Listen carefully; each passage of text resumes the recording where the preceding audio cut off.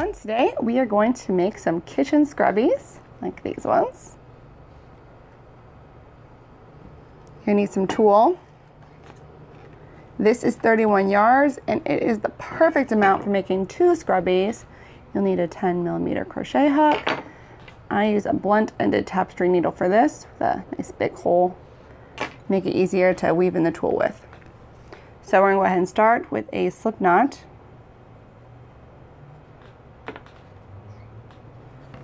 And chain 4. So this is going to be a circle start. I know it might be tempting for those who like doing magic rings to do a magic ring, but this is really the most durable, so I like this way the best. So chain 4, and then we're going to slip stitch into our first chain. So pull our yarn through, pull our yarn through, and here we go. We have our circle. Chain 2. And you're going to put 14 double crochets into this circle. Now this tail here, you're just gonna crochet right on top of it. That way at the end, we can just snip it off. We don't have to weave it in.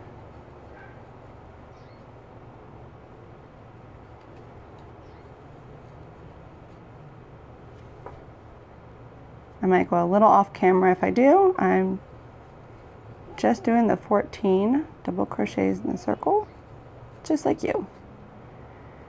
The trick here is not to pull your tulle too tight. You want to keep it kind of loose. That way it makes it a lot fluffier.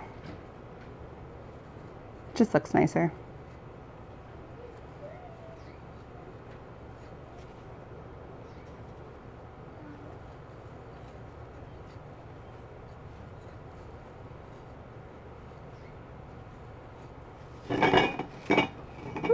That was loud. This is what I have going on over here. I have a mug and a big crochet hook, and then I have my tulle sitting on it, so it kind of feeds it a little bit better than it just rolling all over the place.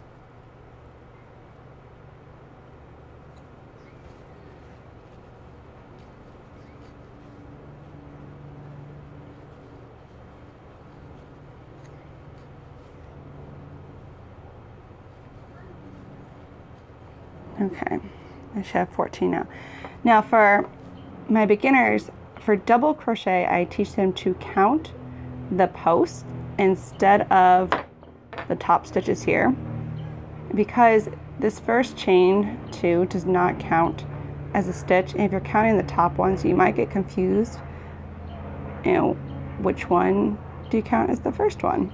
So instead, for double crochet, we count this post here. So 1, 2, 3, 4, you can pull it 5, 6, 7, all the way around. 4, 5, 6, 7, 8, 9, 10, 11, 12, 13, 14. So I have 14.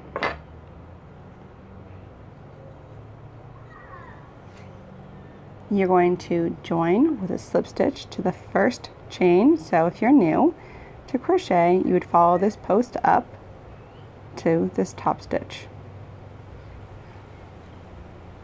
So pull your yarn through, pull your yarn through. Just going to chain 1 here, and then we're going to do 2 single crochets into each stitch. So this first stitch here, we're going to go ahead and put our hook in there, and we're going to do 2 single crochets. And try not to pull the tulle too tight. It's easy to do in this round. So just 2 single crochets. 1, 2, 1, 2, all the way around. So I'm finding my tulle, so if I go off screen, that's what I'm doing, just 2 single crochets.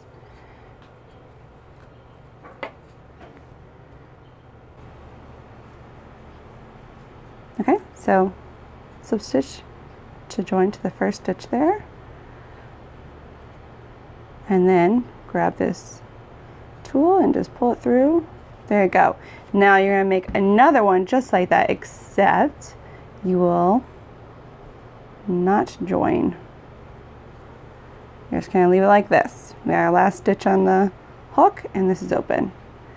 Now we're going to take these two circles, and we're going to put the wrong sides together.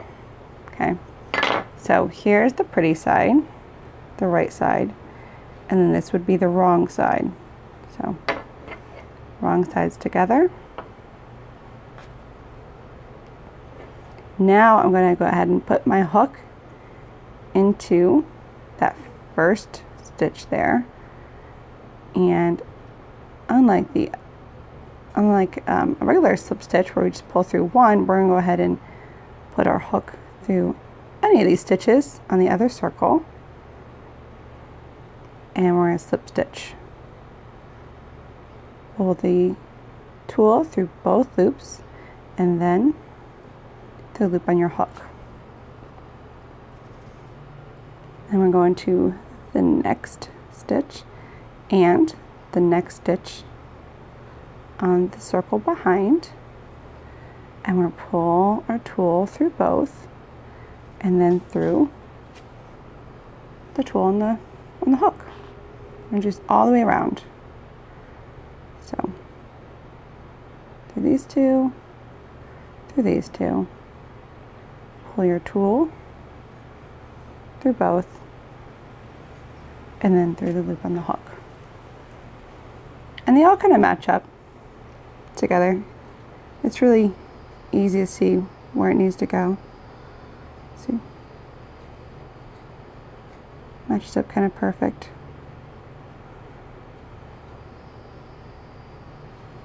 And go all the way around like that. Make sure you're going under both two, and then both two loops here.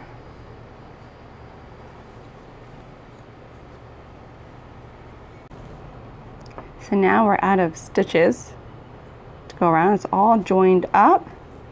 So I'm going to go ahead and go into this first top loops here. Slip stitch.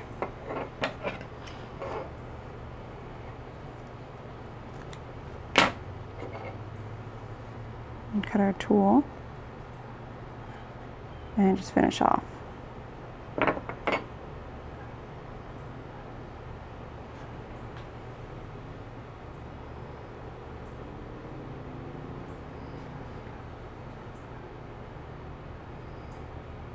Go ahead, go down into the tool.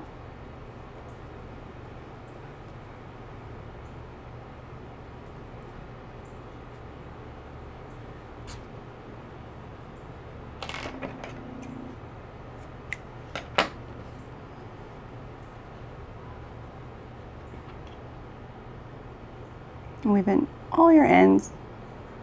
There's another one. Take it.